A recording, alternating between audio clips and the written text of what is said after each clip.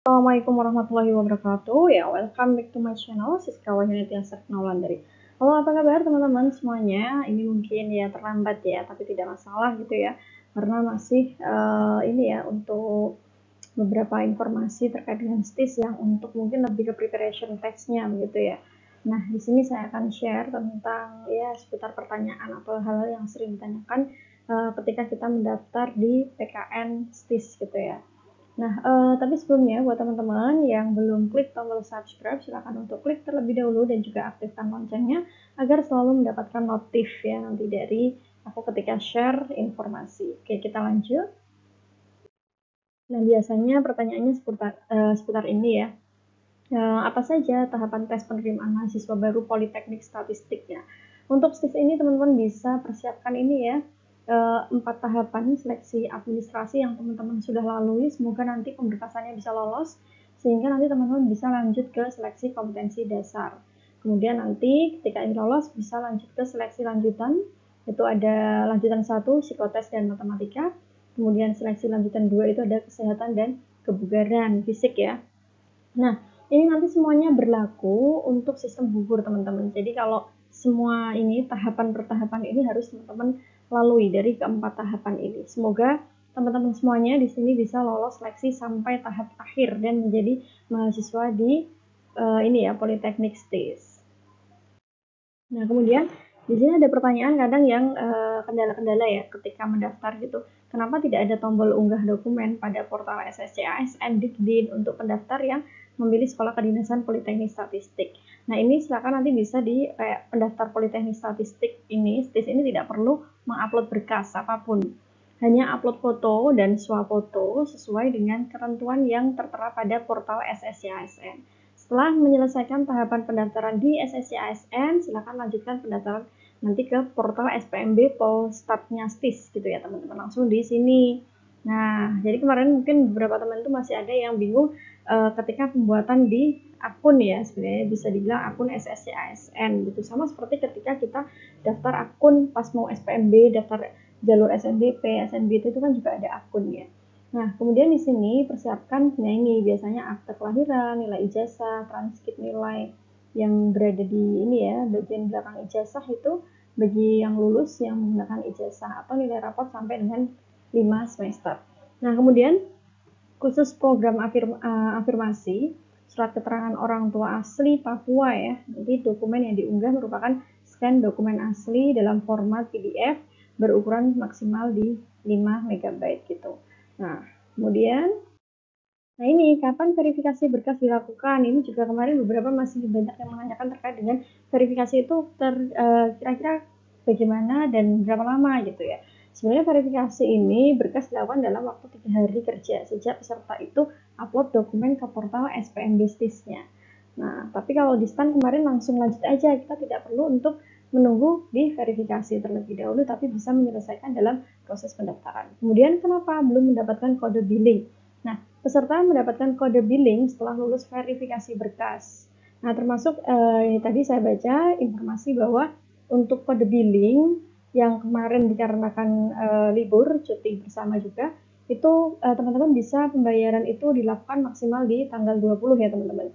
Jadi masih bisa di akhir karena memang kode billing ini akan dikirimkan di tanggal 19 Juni. Jadi hari ini kemudian tanggal 20-nya itu nanti batas maksimal biasanya di jam 23.59 gitu.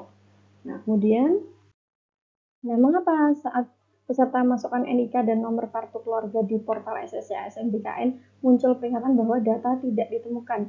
Nah, apabila terdapat ketidaksesuaian data antara NIK dan juga nomor kartu keluarga, gitu, nanti silakan mengajukan permohonan.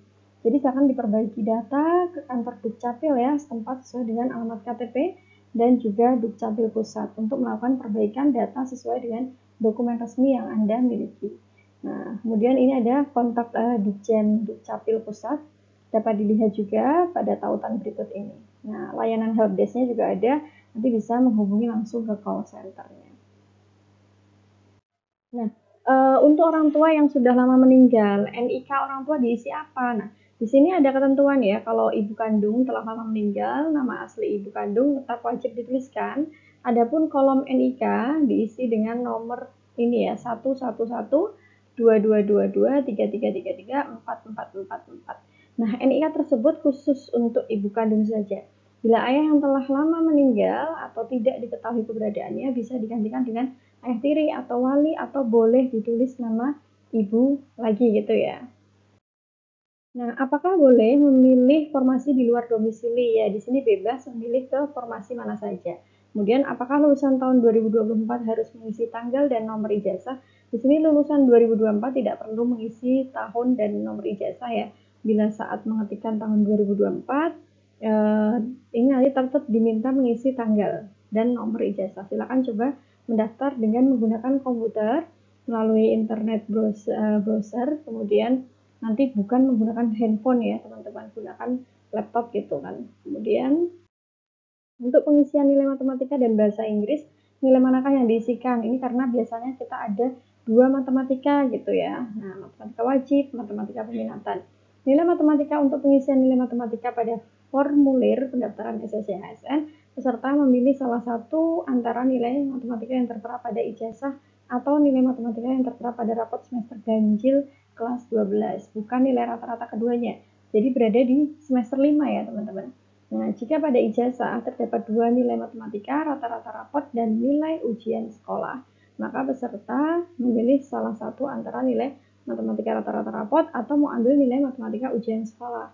Kemudian ada ketentuan lagi, nilai matematika yang digunakan adalah nilai matematika kelompok A umum ya atau wajib.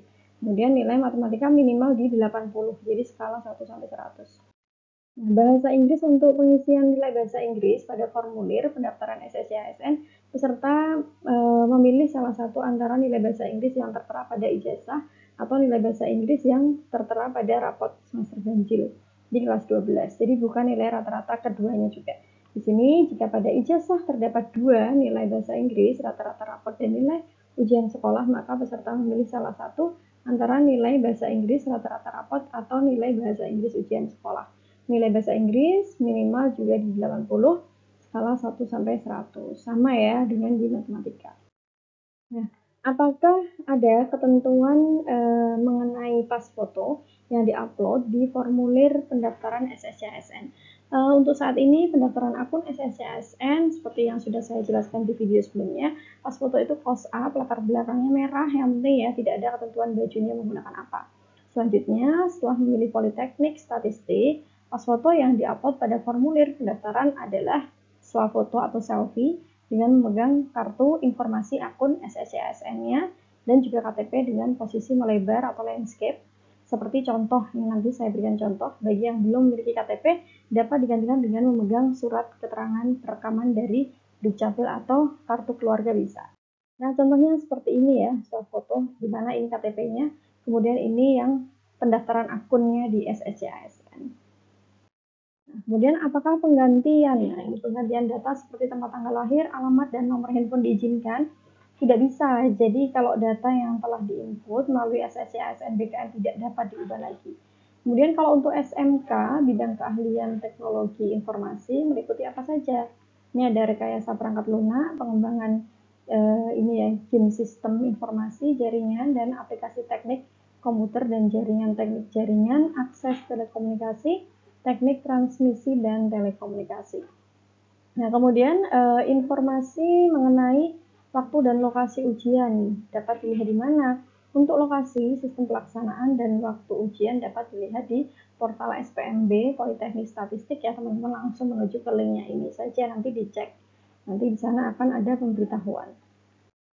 Nah, oke, itu singkat ya. Semoga seputar hal-hal yang sekiranya sering ditanyakan tadi terbantu, terjawab, dan semoga sukses dari tahap 1 sampai akhir ya, dan statusnya menjadi mahasiswa di Politeknik Statistik gitu. Oke, thank you very much for your nice attention, and don't forget to like, comment, and subscribe. See you.